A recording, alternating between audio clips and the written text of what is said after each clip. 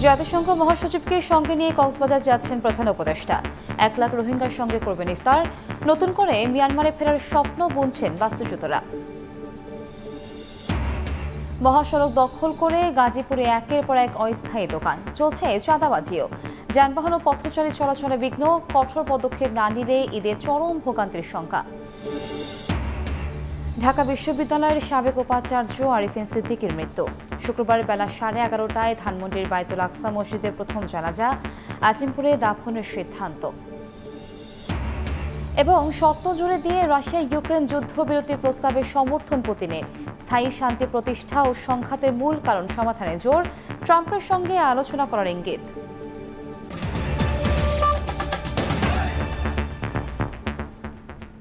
সকালের সময় সঙ্গে আছি আমি কনক আজাদ। সফররত জাতিসংঘ মহাসচিব আন্তোনিও গুতেরেসের সঙ্গে নিয়ে আজ রোহিঙ্গা ক্যাম্প পরিদর্শনে যাচ্ছেন প্রধান উপদেষ্টা ডক্টর মোহাম্মদ ইউনূস। সেখানে রোহিঙ্গাদের সঙ্গে তারা মত বিনিময় করবেন। সন্ধ্যায় প্রায় 1 লাখ রোহিঙ্গার সঙ্গে ইফতারে অংশ নেবেন দুজন। সফরে রোহিঙ্গা ইস্যু ছাড়াও বাংলাদেশের চলমান সংস্কার প্রক্রিয়া সম্পর্কে জানতে জাতীয় ঐকমত্য কমিশনের সঙ্গে বৈঠকের পাশাপাশি সংবাদ সম্মেলনে অংশ নেবেন গুতেরেস। বৃহস্পতিবার বিকেল 5টার দিকে 4 দিনের সফরে ঢাকায় এসে পৌঁছান জাতিসংঘের মহাসচিব আন্তোনিও গুতেরেস। তাকে ফুল দিয়ে বরণ করেন পররাষ্ট্র উপদেষ্টা তৌহিদুল ইসলাম।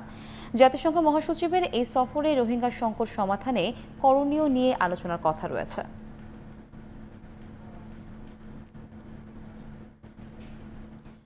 রোহিঙ্গা সংকটের 8 বছর চললেও এখনও একজনকেও মিয়ানমারে ফেরত পাঠাতে পারেনি বাংলাদেশ। এমন প্রেক্ষাপটে জাতিসংঘ মহাসচিব ও প্রধান উপদেষ্টার সফর ঘিরে নতুন করে স্বদেশে ফেরার স্বপ্ন বুনছেন রোহিঙ্গারা। বলছেন নিজ ভিটায় নিরাপদে ফেরার দাবি জানাবেন তারা। শরণার্থী ত্রাণ ও প্রত্যাবাসন কমিশনারও আশা করছেন গুরুত্বপূর্ণ এই সফরের মাধ্যমে রাখাইনের স্বস্তি ফিরবে, সেই সঙ্গে রোহিঙ্গাদেরও স্বদেশে ফেরার পথ সুগম হবে। মোহাম্মদ ফরাজের ক্যামেরায় বিস্তারিত জানাচ্ছেন সুজাউদ্দিন রুবেল। কক্সবাজারের উখিয়ার 18 নম্বর ক্যাম্পের বাসিন্দা মোহাম্মদ হারেস প্রাণ বাঁচাতে 2017 সালের 25শে আগস্ট 4 সন্তান নিয়ে আশ্রয় নেন বাংলাদেশে। ক্যাম্পে মানবতার দিন কাটালেও মিয়ানমারে তিনি ছিলেন রাজার হালে। জমি জমা তো বটে, ছিল গোয়াল ভরা গরু মহিষ ছাগলও। হারেস এখন ফিরতে চান সেই জীবনে, চান নিজ ভিটায় ফিরতে। তার এখন আর অন্যমিকে যাই হনো হাম খরচ করি হনো আর এটা হনো হাইড নেবারির তাহলে আর জিন সরকার তোর রাইসেন্দের হেগিন হাই এর রিফিউজি জীবন যাপন করি আর রিফিউজি জীবন যাপন করি বললাম না চাই আর দেশের মধ্যে আর অফিস যাই বললা চাই। শুধু হারেস নন, খদিজা ও ইমান আলীও চান ক্যাম্পের বন্দি জীবন থেকে মুক্তি। এটা জীবনে এক হাজার বেশি দেশত আসলে আন্দোলন করে হাই গুণা নাই গুণা আসলে দিলে এটা আর বেশি দুঃখ রোদে ফুরির জ্বরে বিজির যখন দিন হাড়ি দিয়ে জম। কক্সবাজারে এসব আশ্রয় শিবিরে বসবাস করছেন 13 লাখেরও বেশি রোহিঙ্গা। গত 8 বছরে তাদের একজনও মিয়ানমারে ফেরত পাঠানো যায়নি। তবে জাতিসংঘের মহাসচিব ও প্রধান উপদেষ্টার সফর ঘিরে নতুন করে আশার সঞ্চার তৈরি হয়েছে। জিন্দেগি গুজারিদার গই আর তুমি বালানো লাগে খেয়ে আর দেশের মনে আর ওয়াপেস যাই ফারে দিলে সুবিধা সবাই গরি তারা সুবিধা করে দেয় সুন্দর আর কারণ আমি যাই বাদে আর সুন্দর দেবেল হলে আর কারণ মাঝে আর যাই পারলা সুন্দর চাই মানে জাতিসংঘর মানুষের বাংলাদেশের প্রথম মন্ত্রী ডক্টর ইউনূস দিবা মানি আর চাই দিয়ে আর বাংলাদেশের নথাক্যম সেফ সিকিউরিটি লেয়ারে আর মানে বর্মা যাইতে চাই যে নাকি আর তো ইয়ার আগে বহুতবার এটা আজা হচ্ছে গেলে আনা পারবা। শরণার্থী ত্রাণ ও প্রত্যাবাসন কমিশনারের আশা গুরুত্বপূর্ণ এই সফর রাখাইনে স্বস্তি ফেরাবে, সেই সঙ্গে রোহিঙ্গাদের নিজ ভূমে ফেরাতে কার্যকর ভূমিকা রাখবে। দুইজনের উপস্থিতি তাদেরকে জানান দেবে যে আমরা সবাই রোহিঙ্গাদের পক্ষে আছি। রোহিঙ্গাদের কনফিডেন্স বিল্ড আপ হবে এবং রোহিঙ্গারা তাদের দেশে ফেরত যাওয়ার জন্য উৎসাহিত হবে। এর আগে 2018 সালের 2 জুলাই উখিয়ার আশ্রয় শিবিরে রোহিঙ্গাদের দুঃখ দুর্দশা নিজের চোখে দেখে যান জাতিসংঘের মহাসচিব আন্তোনিও গুতেরেস। সুজাউদ্দিন রুবেল, সময় সংবাদ, কক্সবাজার। যৌথ নদী কমিশনের অন্যতম অংশীদার যৌথ কারিগরি কমিটির বৈঠকের সিদ্ধান্ত কার্যবিবরণীতে উপস্থাপনের অনুমতি দেয়নি ভারত। আবার সীমান্তবর্তী নদ নদীর ক্ষয়ক্ষতি ও বিভিন্ন স্থানে বাঁধ মেরামতেও মেলেনি নয়াদিল্লির সম্মতি। তবে কোনো একটি পক্ষ ছাড় দিলে পরবর্তীতে বৈঠকের গুরুত্বপূর্ণ সিদ্ধান্ত নিয়ে কার্যবিবরণী প্রস্তুত হতে পারে বলে জানিয়েছেন যৌথ নদী কমিশনের সদস্য মোহাম্মদ আবুল হোসেন। এদিকে টানাপোড়েনের কারণে মেয়াদ শেষে গঙ্গা চুক্তির নবায়ন নিয়ে অনিশ্চয়তা দেখছেন পানিবিজ্ঞানী অধ্যাপক ডক্টর আইনুন নিশাত। গঙ্গার পানি বন্টন চুক্তি বাস্তবায়ন সহ বাংলাদেশ ও ভারতের মধ্যে অভিন্ন 54টি নদী নিরীক্ষার কাজ করে থাকে দুদেশের যৌথ নদী কমিশন জেআরসি। আর উভয় দেশের সীমান্ত ঘেঁষে চলা নদী, খালবিল বা জলাশয় রক্ষণাবেক্ষণ সহ বিভিন্ন সমস্যা চিহ্নিত করে এ ব্যাপারে জেআরসিকে সুপারিশ দেওয়ার দায়িত্ব রয়েছে একটি যৌথ টেকনিক্যাল কমিটি। 1996-এর ডিসেম্বরে গঙ্গার পানি বন্টন চুক্তি অনুসারে উভয় দেশের প্রতিনিধি দলের উপস্থিতিতে 1 জানুয়ারি থেকে 31 মে পর্যন্ত গঙ্গার পানি ভাগ করে নেয় দুই দেশ। ফারাক্কা পয়েন্টে 75,000 কিউসেকের বেশি পানি থাকলে ভারত পায় 40,000 কিউসেক, অবশিষ্ট পানি পায় বাংলাদেশ। 70 থেকে 75,000 কিউসেক থাকলে বাংলাদেশ 40,000 কিউসেক, অবশিষ্ট পানি পায় ভারত। আর 70,000 কিউসেক বা তার কম পানি থাকলে দুই দেশের মধ্যে সমান ভাগ হয়ে থাকে। আগস্টে পট পরিবর্তনের পর ভারত বাংলাদেশের টানাপোড়েনের মধ্যেই প্রায় 2 বছরের ব্যবধানে গত 7 মার্চ কলকাতায় অনুষ্ঠিত হয় জেআরসির টেকনিক্যাল কমিটির 2 দিনব্যাপী বৈঠক। ফারাক্কাবাদ পয়েন্টে গঙ্গার পানি প্রবাহ সরেজমিন পর্যবেক্ষণও করেন কমিটির সদস্যরা। তবে বৈঠকের গুরুত্বপূর্ণ বিষয়ে চিহ্নিত করে একটি কার্যবিবরণী তৈরি হলেও এতে সই করতে রাজি হয়নি ভারত। এ ব্যাপারে জানতে চাইলে জেআরসি সদস্য ও বৈঠকে বাংলাদেশ প্রতিনিধি দলের প্রধান মোহাম্মদ আবুল হোসেন সময় সংবাদকে বলেন, সীমান্ত নদীসমূহের ক্ষয়ক্ষতি ও বিভিন্ন স্থানে বাঁধ মেরামতে ভারতের সম্মতি মেলেনি। গঙ্গা চুক্তি ঠিক মতো বাস্তবায়ন হচ্ছে, চুক্তি অনুযায়ী পানি ঠিক মতো পাচ্ছে। এই বছর আমাদের স্যারের বাঁধ ভেঙে গেছে, আর আমরা এটা করতে চাচ্ছি, ওরা করতে দিচ্ছে না। সার্ফর কাস্টিং নিয়ে অনেক আলাদা সেশন হয়েছে, সেখানেও কিছু ভালো এগ্রিমেন্ট হয়েছিল ডিসকাশনে, কিন্তু মিটিং মিনিটসে আবার সেগুলো ওনারা লিখতে দেয় নাই। এদিকে দুদেশের মধ্যে চলমান টানাপোড়েনে আগামী বছর গঙ্গার পানি বন্টন চুক্তি নবায়ন নিয়ে অনিশ্চয়তার কথা জানিয়েছেন পানি বিশেষজ্ঞ অধ্যাপক ডক্টর আইনুন নিশাত। আমিও তো আশাবাদী চুক্তি নবায়ন হওয়া উচিত।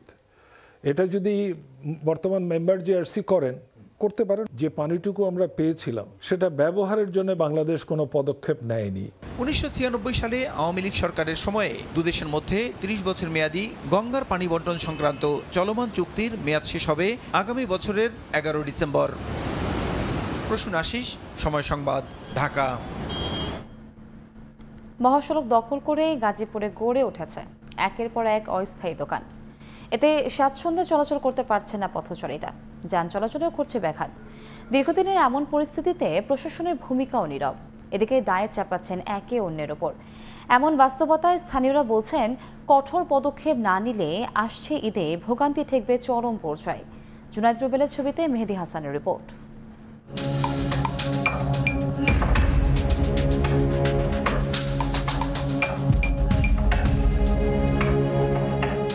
মহাসড়ক দখল করে অস্থায়ী মার্কেট থেকে চাঁদা তুলছেন এক ব্যক্তি। গাজীপুরের ব্যস্ত সড়ক বোটবাজার এলাকার দৃশ্য এটি। চাঁদা তোলা শেষে এবার সময় সংবাদের মুখোমুখি। কিসের টাকা ভাই? সিটির খাজনা। কোনো রসিদ আছে? হ্যাঁ, রসিদ আছে। দেখান তো। আমাদের পুরো বাজার থেকে খাজনা উঠাতে বলছি। এটা কি বাজার? আপনি যেখান থেকে এখন মাত্র টাকা তুলেন, এটা কি বাজার? বাজার না এটা? এটা বাজার? কিভাবে বাজার এটা? রসিদ আগে দেওয়া হয়েছে, এখন বর্তমানে মানে চীনা পরিচিত মুখ হয়ে গেছে, তার জন্য দেওয়া হচ্ছে না। রসিদ বন্ধ। হ্যাঁ। কত দিলেন? 50। কেন দিছেন? এটা সিটির কথা কয় না। প্রতি দোকান থেকে 50 টাকা 80 টাকা যারতে যা পারে লয়ে লিতেছে। এটা টোটালি চাঁদাবাজি এক কথায়। এই ঘটনার কিছুক্ষণ আগেই পুলিশের এই বিশেষ অভিযান গাজীপুর চৌরাস্তায়। এই খবরে ততক্ষণে দোকানপাট গুছিয়ে যে যেভাবে পারছেন দৌড়ে পালাচ্ছেন। পুলিশের চেষ্টায় অবশেষে যান চলাচলের জন্য উন্মুক্ত ঢাকা ময়মনসিংহ মহাসড়ক। চুরি ছিনতাই এবং এই ফুটপাত দখল মুক্ত করার লক্ষ্যে আমরা কাজ করে যাচ্ছি। পুলিশের কঠোর তৎপরতায় সড়কটি দখল মুক্ত করা হলেও কয়েক ঘন্টার ব্যবধানে আবারও হকারদের দখলে। পুলিশ আসলে ফাঁকা, আর চলে গেলেই পূর্ণ রূপে ধরা। এ যেন চোর পুলিশের খেলা। শুধু এই শহরেই নয়, সড়ক আর ফুটপাত দখল পুরো জেলায় এখন নিত্যদিনের চিত্র। বাধাহীন দখলবাজির এই দৌড়ে সবচেয়ে বেশি এগিয়ে মহাসড়ক। টঙ্গী থেকে শুরু করে গাজীপুরের শেষ সীমানা পর্যন্ত প্রায় সকল পয়েন্টই যেন এক একটি মার্কেট। এতে যাতায়াত দুর্ভোগে অতিষ্ঠ নগরবাসী। চলাফেরা যায় না, দূরপাল্লার যাত্রীরা থাকে, বা গাড়ি টাড়ি চলতে পারে না, বাস চলতে পারে না। এদের মানে যন্ত্রণায় সবসময় এই অবস্থা। পুলিশ আসে, আমরা দৌড় দেই, আবার বসি, এরকমই আর কি। দিনের পর দিন সড়ক দখলের এই খবর অবশ্য কর্তৃপক্ষেরও জানা, তবে নির্বিকার। নামমাত্র অভিযানে দায় সারলেও নগর ভবনের এই কর্মকর্তার প্রশ্ন, দায় কি শুধু সিটি কর্পোরেশনের? মানুষ যদি চলাচলে অসুবিধা হয় সেটা তো অবশ্যই শুধু এটা সিটি কর্পোরেশনের বিষয় না, এটা পুলিশ প্রশাসনের সবচেয়ে বড় বিষয় পুলিশ প্রশাসনের। মানবতার দিক বিবেচনায় অবশ্য কঠোর অবস্থানে নেই মেট্রোপলিটন পুলিশও। তবে মাঠের চিত্র যাই হোক, জেলা পুলিশের দাবি সড়ক রয়েছে পুলিশের নিয়ন্ত্রণে। প্রেশার দিলে এদেরকে ধরেন জেলখানায় পাঠাতে হবে বা আইনি প্রসেসে যেতে হবে, তো সেটা করলে আবার এই গরিব মানুষগুলো তখন আবার আর একটা এই আইনের বেড়াজালে পড়ে যাবে। 80% ক্ষেত্রে আমরা এটা ফুটপাতকে দখলমুক্ত করতে পেরেছি, বাকিটাও ইনশাল্লাহ আমরা খুব দ্রুতই করে ফেলব। কর্তৃপক্ষের এমন গড়িমিশিতে প্রায় প্রতিদিনই সড়ক দখল করে অবৈধভাবে গড়ে উঠছে দোকানপাট। এমন পরিস্থিতিতে ঈদ উপলক্ষে ভোগান্তি কমাতে কতটা তৎপর হয় প্রশাসন, সেটাই এখন দেখার বিষয়। মেহেদি হাসান, সময় সংবাদ, গাজীপুর।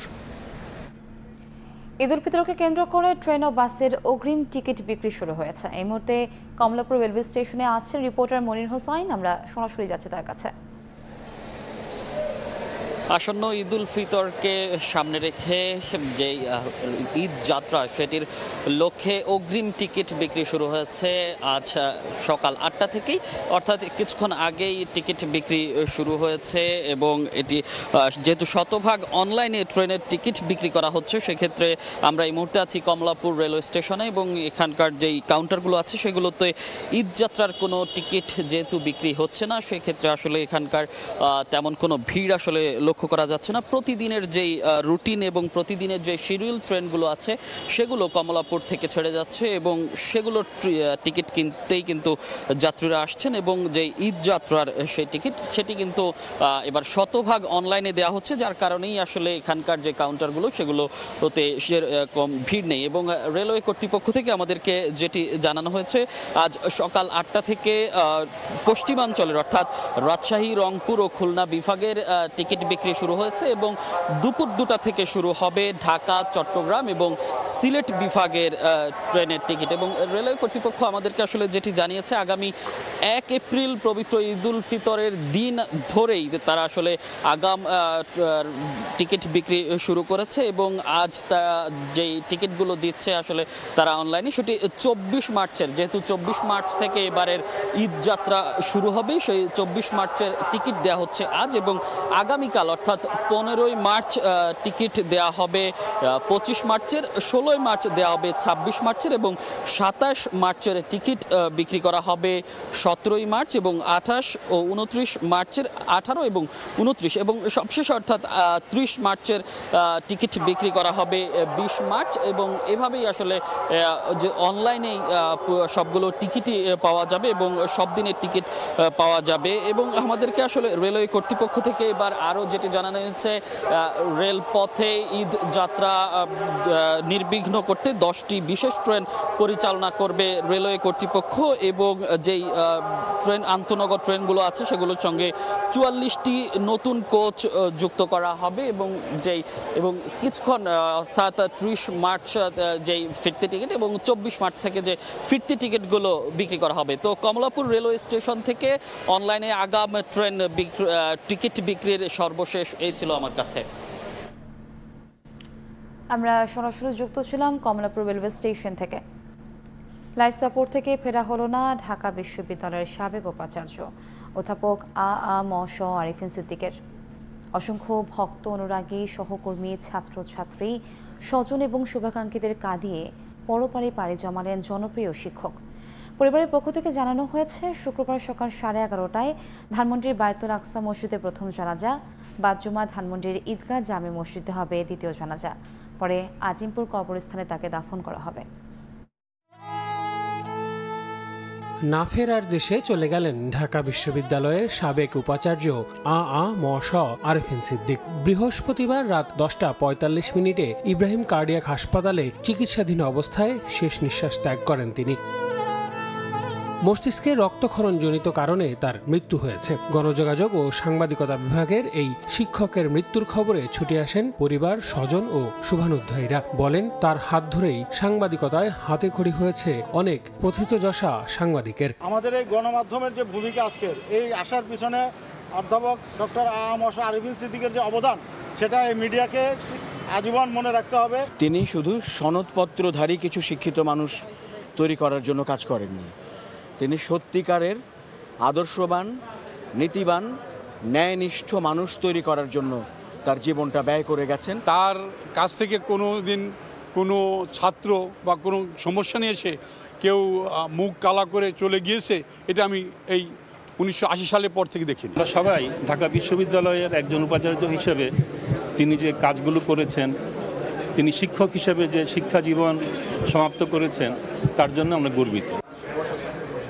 পরিবারের পক্ষ থেকে জানানো হয়, হঠাৎ অসুস্থ হয়ে পড়লে গেল 6 মার্চ হাসপাতালে ভর্তি করা হয় তাকে। সেখানে বৃহস্পতিবার অবস্থার অবনতি হলে স্থানান্তর করা হয় আইসিইউতে। ইফতারি কিনতে গিয়ে উনি হঠাৎ করে স্ট্রোক করে পড়ে গেছেন, তারপরে ব্রেন হ্যামারেজ হয়ে গেছে। ওই ব্রেন হ্যামারেজ হয়ে যাওয়ার পরেই ওইভাবেই গত 7 দিন কোমাতে ছিলেন। শুক্রবার সকাল 11:30টায় ধানমন্ডির বাইতুল আকসা মসজিদে অনুষ্ঠিত হবে অধ্যাপক আরিফিন সিদ্দিকের প্রথম জানাজা। বাদ জুমা ধানমন্ডির ঈদগাহ ময়দানে অনুষ্ঠিত হবে দ্বিতীয় জানাজা। এরপর আজিমপুর কবরস্থানে মায়ের কবরের পাশে দাফন করা হবে ঢাকা বিশ্ববিদ্যালয়ের সাবেক এই উপাচার্যকে। শিক্ষকতার পাশাপাশি ঢাকা বিশ্ববিদ্যালয়ের শিক্ষক সমিতির সভাপতি এবং সাধারণ সম্পাদকের দায়িত্ব পালন করেছেন আরিফিন সিদ্দিক। ছিলেন বাংলাদেশ সংবাদ সংস্থার পরিচালনা পর্ষদের চেয়ারম্যান এবং জাতীয় জাদুঘরের ট্রাস্টি। আল আমিন তুষার, সময় সংবাদ, ঢাকা।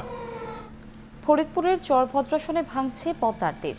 বসতবাড়ি, ফসলি জমি হারিয়ে সর্বশান্ত শত শত পরিবার। দ্রুত বাঁধ নির্মাণ করা না হলে আগামী বর্ষায় আরও অনেক পরিবার নিঃস্ব হবে বলে জানান এলাকাবাসী।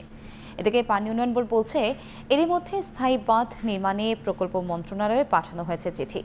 শিকদার সজলের পাঠানো তথ্য ও ছবি নিয়ে রিপোর্ট। বসতবাড়ি, ফসলি জমি সহ নানা স্থাপনা। ফরিদপুরের চরভদ্রাসন উপজেলার টিলারচর, হরিরামপুর সহ অন্তত 60টি গ্রামে দীর্ঘদিন ধরে পদ্মার ভাঙন অব্যাহত আছে। এরই মধ্যে জাকারির সুরা থেকে হাজীগঞ্জ পর্যন্ত 3 কিলোমিটার ও সবুল্লা শিকদার ডাঙ্গি সরকারি প্রাথমিক বিদ্যালয় থেকে সুপারির বাগান এলাকা পর্যন্ত 1 কিলোমিটার সবচেয়ে ঝুঁকিপূর্ণ। এলাকাবাসী জানান, এরই মধ্যে শত শত পরিবার বসতবাড়ি, ফসলি জমি হারিয়ে সর্বশান্ত হয়েছে। দ্রুত বাঁধ নির্মাণ করা না হলে আগামী বর্ষায় আরও অনেক পরিবার নিঃস্ব হবে। এই ভাঙনের ভিতর আতঙ্ক দিন কাটাই আমরা সব। ফসলের জমি যা ছিল সব নদীতে ভেঙে নিয়ে গেছে, সবকিছু ভেঙে ছিঁড়ে নিয়ে গেছেন। আমাকে খালি ভিটাটা আছে, এদিক তো এই দিকটা বাঁধতে দিলে এদিকটা ফিরে যাবার, এদিক না বাঁধতে দিলে এদিক আস্তে আস্তে যাইবই। পানি উন্নয়ন বোর্ড বলছে, এরই মধ্যে স্থায়ী বাঁধ নির্মাণে প্রকল্প মন্ত্রণালয়ে চিঠি পাঠানো হয়েছে। ভাঙ্গা অংশটুকু আমরা পরিদর্শন করলাম। এটা আমাদের কাছে মনে হয়েছে যে এটি আসলে দ্রুত প্রকল্পটি বাস্তবায়ন হওয়া দরকার, যাতে মানুষজন উপকৃত হয়। সম্প্রতি ভাঙন কবলিত এলাকা পরিদর্শন করে জেলা প্রশাসনের প্রতিনিধি দল। দ্রুত বাঁধ নির্মাণে ব্যবস্থা নেওয়ার আশ্বাস দেন সংশ্লিষ্ট কর্মকর্তা। এটা অনুমোদন করবে হচ্ছে একনেকে অনুমোদন হবে, তো আশা করি একটা প্রক্রিয়ার মধ্যে দিয়ে এটা যাবে। তো এই প্রক্রিয়া সম্পন্ন হতে একটু সময়ের প্রয়োজন হবে। পানি উন্নয়ন বোর্ডের তথ্য মতে প্রায় 3.25 কিলোমিটার নদীর তীর সংরক্ষণ বাঁধ নির্মাণে প্রস্তাবিত ব্যয় ধরা হয়েছে 403 কোটি টাকা। সময় সংবাদ, ফরিদপুর।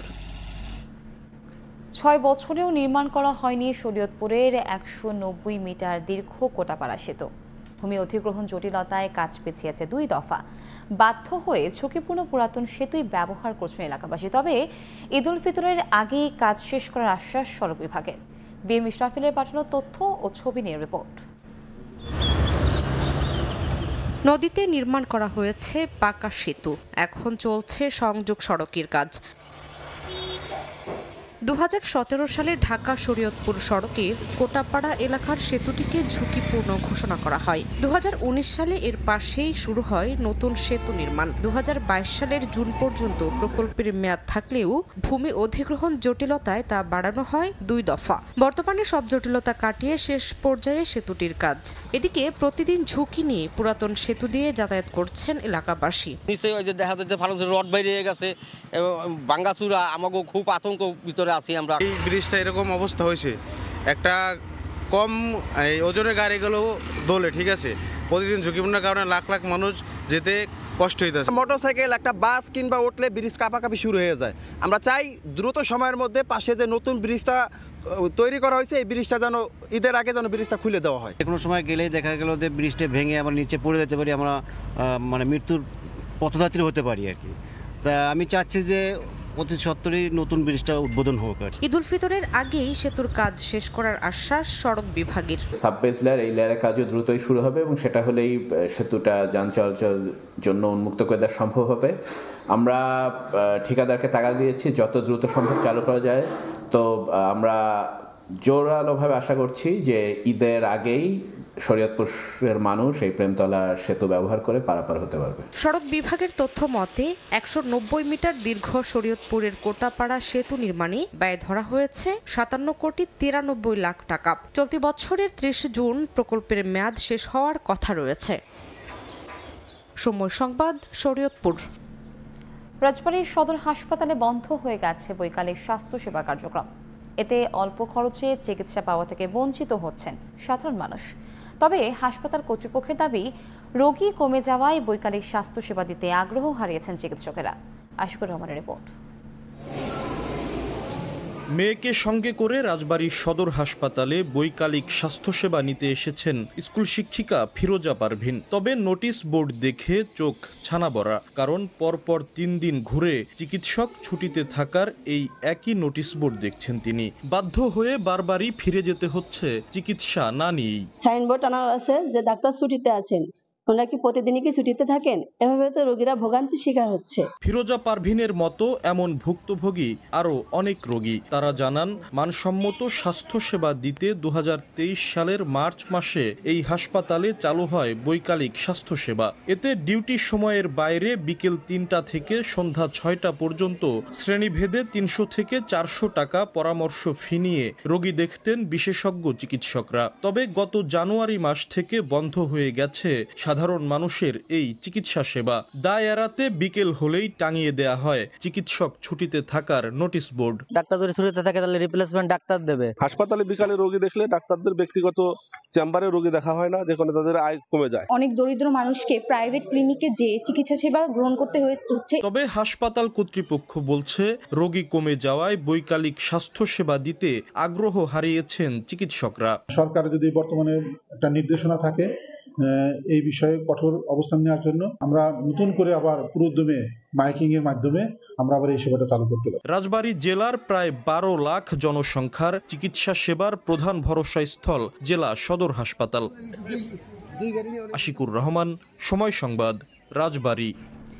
প্রাকৃতিক দুর্যোগ ও সামাজিক প্রতিবন্ধকতার মধ্যেও নিয়মিত দায়িত্ব পালন করে যাচ্ছেন মাদারীপুরের মসজিদের ইমাম মুয়াজ্জিনরা, অথচ তারা পান না ন্যায্য বেতন। মসজিদ কমিটি থেকে প্রাপ্ত সম্মানের অর্থ দিয়ে সন্তানদের ভালো শিক্ষার প্রতিষ্ঠানের লেখাপড়াও করাতে পারেন না, তারা পারেন না দুবেলা ভালো খাবার খেতেও। 10 বছর ধরে মাদারীপুর সদর উপজেলার হোগলপাতিয়ার আকনবাড়ি জামে মসজিদে ইমামতি করেন। মসজিদ কমিটি থেকে তাকে প্রতি মাসে সম্মানী দেয়া হয় মাত্র 3000 টাকা। পরিবারে 5 সদস্য থাকায় ইমামতির বাইরে কৃষিকাজের বাড়তি অর্থ দিয়ে কোনো মতে চলছে সংসার। এদিকে নতুন বাস স্ট্যান্ড এলাকার বাইতুল মামুর জামে মসজিদে মুয়াজ্জিন হিসাবে আছেন মাওলানা আব্দুল মান্নান। কমিটি থেকে তাকে দেয়া হয় 5000 টাকা। এখানে খাদেম না থাকায় পরিষ্কার পরিচ্ছন্নতার পাশাপাশি নিরাপত্তার দায়িত্ব পালন করতে হয় তাকে। কৃষিকাজও করি, মসজিদে নামাজও পড়াই। আমি এই কমিটি থেকে আমাকে 3000 টাকা বেতন দেওয়া হয়। 2 ছেলে মাদ্রাসায় পড়াশোনা করতেছে, কিন্তু আমাদের যে বেতন দিতেছে এতে আমাদের অনেক কষ্ট হইতেছে। সামান্য সম্মানী পেলেও আল্লাহর সন্তুষ্টি লাভের আশায় এমন দায়িত্ব পালন করছেন জেলার অধিকাংশ মসজিদের ইমাম, মুয়াজ্জিন ও খাদেমরা। এমন পরিস্থিতিতে অসহায়ত্বের কথা জানান মসজিদ কমিটির সদস্যরা। সরকারিভাবে বেতন ভাতার দাবি করেন তারা। দ্রব্যমূল্যের দাম যেভাবে বাড়ছে, একটা ইমাম সাহেব 8000 টাকা বেতনে তার কিচ্ছু হয় না। আজানো হুজুরের ব্যাগ দায়িত্ব পালন করতে পারে না, কারণ ওদিকে তো 3000 টাকা বেতন, আবার মাস গেলে 2000 ওঠে। আমরা সবটাই কিছু কিছু টাকা দিয়ে তাদের চালাইতেছি। ঊর্ধ্বতন কর্তৃপক্ষের দোহাই দিয়ে এ ব্যাপারে ক্যামেরার সামনে কথা বলতে রাজি হননি ইসলামিক ফাউন্ডেশনের উপপরিচালক ABM গোলাম সরোয়ার। অবশ্য জেলা প্রশাসন বলছে বিষয়টি এরই মধ্যে ধর্ম মন্ত্রণালয়ে চিঠি দিয়ে জানানো হয়েছে। সরকারের পক্ষ থেকে ন্যূনতম সহযোগিতা করা হয় বা বেতন ভাতা দেওয়ার সুযোগ সৃষ্টি করা হয়, সেক্ষেত্রে ইমামদের জীবনমান উন্নত হবে। ছোট বড় মিলিয়ে জেলায় 5,500 মসজিদ রয়েছে। শহর পর্যায়ে মসজিদগুলোতে ইমাম মুয়াজ্জিন ও খাদেম থাকলেও গ্রাম অঞ্চলের মসজিদে একজনই পালন করেন সব দায়িত্ব। সঞ্জয় কর্মকার, অভিজিৎ, সময় সংবাদ, মাদারীপুর। মুন্সিগঞ্জের 68 ইউনিয়ন পরিষদের গ্রাম আদালতে 1 বছরে 543টি অভিযোগ নিষ্পত্তি হয়েছে। ক্ষতিপূরণ আদায় হয়েছে 30,43,900 টাকা। ফৌজদারি অপরাধে 10 টাকা এবং দেওয়ানিতে 20 টাকায় অভিযোগ দায়ের করে দ্রুত সুবিচার পাওয়ায় খুশি ভুক্তভোগীরা। নাসরুদ্দিন উজ্জ্বলের রিপোর্ট আর ছবি তুলেছেন আবু সাইদ।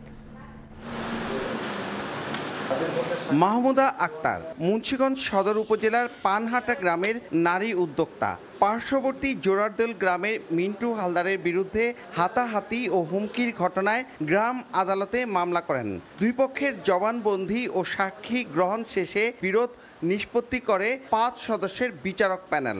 এখানে আমি সুষ্ঠু বিচার পেয়েছি এবং আমাকে 10,000 টাকা জরিমানা দেওয়া হয়েছে। এখন আমাদের সমাধান দিয়েছে, জানা কেমন কিছু হয় নাই, আমাদের অভিভাবককে সুন্দরভাবে মিলাই দিছে। মাহমুদার মতো শত শত প্রান্তিক মানুষ এখন গ্রাম আদালত থেকে সুবিধা পাচ্ছেন।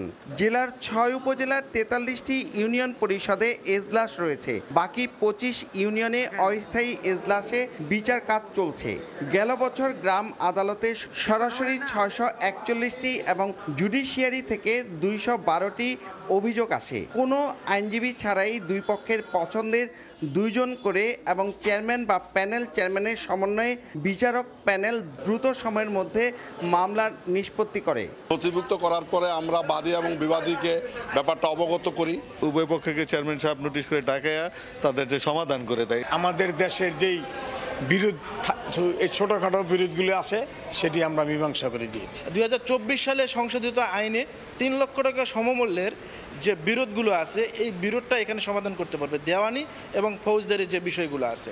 স্থানীয় সরকার বিভাগের উপপরিচালক জানান, নানা চ্যালেঞ্জ সত্ত্বেও গ্রাম আদালতের অভিযোগ নিষ্পত্তির হার সন্তোষজনক। পেন্ডিং ছিল 529টা আর 3 মাসে দায়ের হয়েছে 133টা, নিষ্পত্তি হয়েছে 126টা। সুতরাং আমরা দেখতে পেয়েছি যে নিষ্পত্তি কিন্তু হয়েছে, বেশ ভালো অ্যামাউন্টই হয়েছে। 2024 সালে মুন্সিগঞ্জে গ্রাম আদালতের বিচারে 30,43,900 টাকা আদায় করে বাদীর কাছে হস্তান্তর করা হয়েছে। জেলার 68 ইউনিয়ন পরিষদের গ্রাম আদালতে 1 বছরে অভিযোগ জমা পড়েছে 853টি আর নিষ্পত্তি হয়েছে 543টি। মুন্সিগঞ্জের রামপাল গ্রাম আদালত থেকে নাসিরউদ্দিন উজ্জ্বল, সময় সংবাদ। ঈদকে সামনে রেখে টাঙ্গাইলের তাঁতপল্লীতে নেই কোনো অবসর।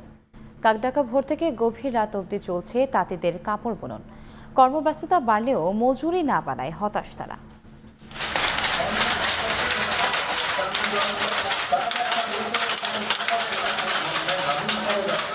খটখট শব্দে মুখরিত টাঙ্গাইলের দেলদুয়ার উপজেলার তাঁতপল্লী। অনেকদিন পর যেন প্রাণ ফিরে পেয়েছেন তাঁত মালিক ও শ্রমিকরা।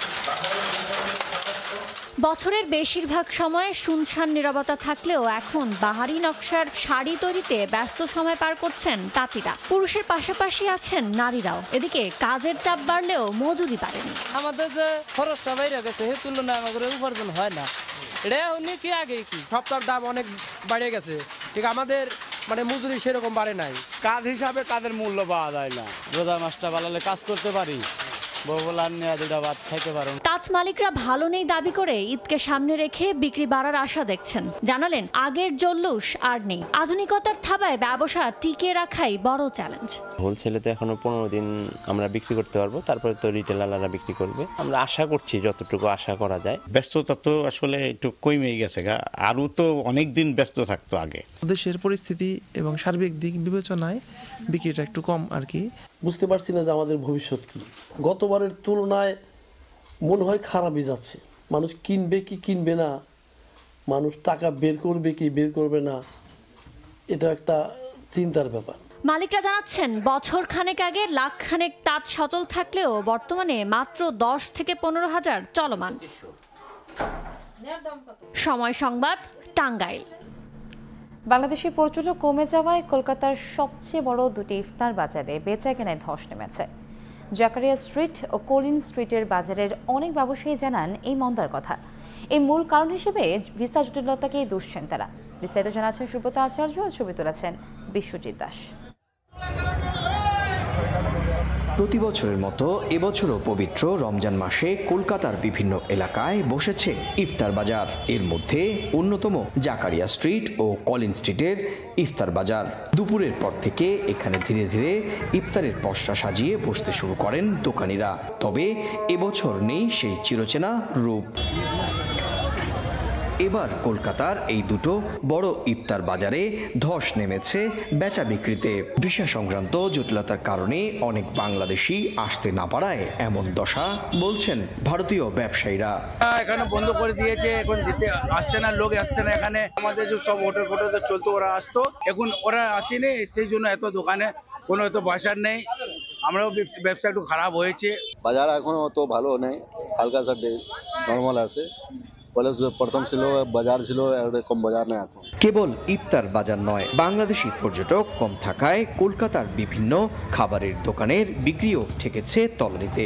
গেল কয়েক বছর ইফতারের সময় যে রেস্টুরেন্টগুলোতে টেবিল পাওয়া কঠিন হয়ে যেত, এখন সেখানে হাতে গোনা কয়েকজন বাংলাদেশি পর্যটককে দেখা যায় ইফতার করতে। দেশ বিদেশের পর্যটকরা যারা রোজা রাখেন তাদের অধিকাংশেরই দ্রষ্টব্য এই জাকারিয়া স্ট্রিট। যেহেতু বাংলাদেশি পর্যটকরা এবার ভিসা সংক্রান্ত জটিলতার কারণে কলকাতা আসতে পারছেন না, তাই সরাসরি এই জাকারিয়া স্ট্রিটের ইফতারির বাজারেও তার নেতিবাচক প্রভাব পড়েছে, এমনটাই জানালেন স্থানীয় ব্যবসায়ীরা। কলকাতার জাকারিয়া স্ট্রিট থেকে সুব্রত আচার্য, সময় সংবাদ।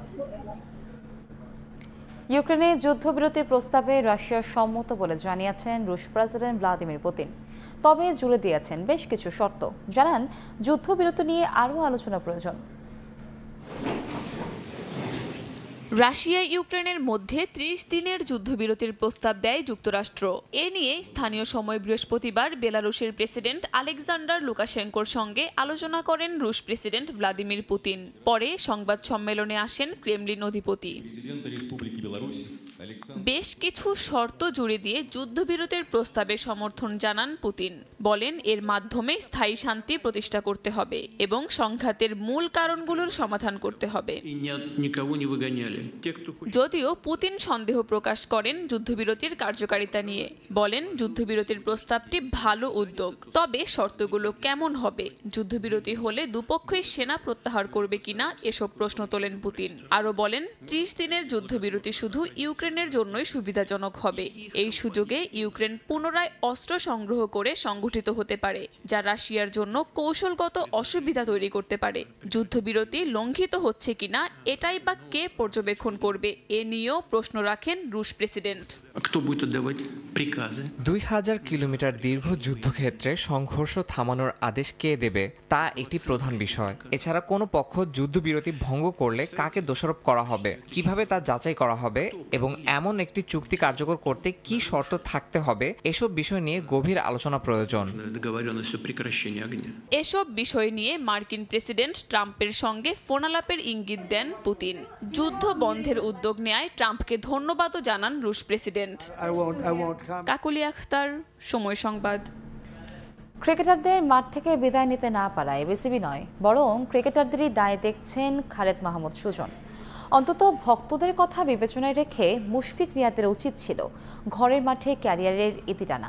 পর্যাপ্ত সুযোগ পেলে এই দুই সিনিয়রের বিকল্প খুঁজে পাওয়া যাবে বলেও মনে করেন সুজন। অনুরোধ করেছেন খেলোয়াড়দের ব্যক্তিগত আক্রমণ না করে গঠনমূলক সমালোচনার। 90-এর দশকে জন্ম হলে ক্রিকেটে আপনার অজস্র স্মৃতির কারিগর পঞ্চপাণ্ডব। সময়ের পরিক্রমায় কেউ না বলেই কেউ বা ক্যারিয়ারের ইতি টেনেছেন সোশ্যাল মিডিয়ায়। অথচ পছন্দের ক্রিকেটারকে মাঠে থেকে বিদায় দেবে এতটুকু ইচ্ছে তো প্রতিটা ভক্তেরই থাকে। মুশফিক রিয়াদদের অবসরের ধরন তাই কষ্ট দিয়েছে তাদের শুভাকাঙ্ক্ষীদের। এমন পরিস্থিতির জন্য দায়ী কে? ক্রিকেট বোর্ড নাকি খোদ ক্রিকেটাররা? সাবেক অধিনায়ক খালেদ মাহমুদ সুজনের কাঠগড়ায় আছেন খেলোয়াড়রাই। বোর্ড কিভাবে বুঝবে যে আপনি মেন্টালি কি চিন্তা? আমার মনের কথা তো বোর্ড বলতে পারবে না। তো একটা প্লেয়ার যখন নিজেকে রেডি করবে যে আমার টাইম, আমাকে রিটায়ারমেন্টে যেতে হবে, তখন একটা ভালো, আমি মনে করি সেটা হোম সিরিজে হওয়া উচিত, দেশের মাটি থেকে রিটায়ারমেন্ট করা উচিত। সিনিয়রদের অবসরের ধারাবাহিকতায় নতুন একটা যুগে পা রাখল টাইগার ক্রিকেট। মুশফিক রিয়াদদের শূন্যস্থান কারা পূরণ করবেন? সুজন অবশ্য এই নিয়ে মোটেও চিন্তিত নন। নতুনদের মাঝে সম্ভাবনা দেখেন, প্রয়োজন কেবল পর্যাপ্ত সময় দেয়ার। অনেক ভালো প্লেয়ার আছে, সুতরাং সুযোগ এখন অনেক ছেলের সামনে খুলবে হয়তো বা জায়গা মতো ব্যাটিং করার। কারণ আপনি যদি পজিশন মতো ব্যাটিং না করতে পারেন, যদি 5-এর প্লেয়ার অনেক সময় 7-8 ব্যাটিং করছে, তো ডিফিকাল্ট হয়। বাট আমার মনে হয় যে এখন একটা সুযোগ আসবে, যেহেতু মুশিয়ান রিয়াদ খেলবে না। ক্রিকেটারদের পালা বদলের মতো ভক্তদের মানসিকতায়ও পরিবর্তনের অনুরোধ সাবেক টাইগার অধিনায়কের। সামাজিক যোগাযোগ মাধ্যমে ব্যক্তিগত আক্রমণের বিপক্ষে সুজন চান গঠনমূলক সমালোচনা। এটা যারা করেন সম্পূর্ণ অশিক্ষিত মানুষজনই করেন, যারা ক্রিকেটটাকে হয়তো বা খেলাটা জয় পরাজয় বুঝেন, বাট খেলাটাকে বুঝেন না ঠিক মতন, বা একটা ছেলের মানসিকতা বুঝতে পারেন না, একটা ম্যাচ সিচুয়েশনকে অ্যানালাইসিস না করে অনেক কথা কমেন্ট করে ফেলেন। সাব্বির মিথুন, সময় সংবাদ, ঢাকা। সকালের সময়ের শীর্ষ সংবাদগুলো জানিয়ে দিচ্ছি আরেকবার। জাতিসংঘ মহাসচিবকে নিয়ে কক্সবাজারে যাচ্ছেন প্রধান উপদেষ্টা। 1 লাখ রোহিঙ্গার সঙ্গে করবেন ইফতার। নতুন করে মিয়ানমারে ফেরার স্বপ্ন বুনছেন বাস্তুচ্যুতরা। মহাসড়ক দখল করে গাজীপুরে একের পর এক অস্থায়ী দোকান স্থাপন, চলছে চাঁদাবাজিও। যানবাহন ও পথচারী চলাচলে বিঘ্ন। কঠোর পদক্ষেপ না নিলে ঈদে চরম ভোগান্তির শঙ্কা। এ ছিল সকালের সময়, সঙ্গে থাকুন সময়ের।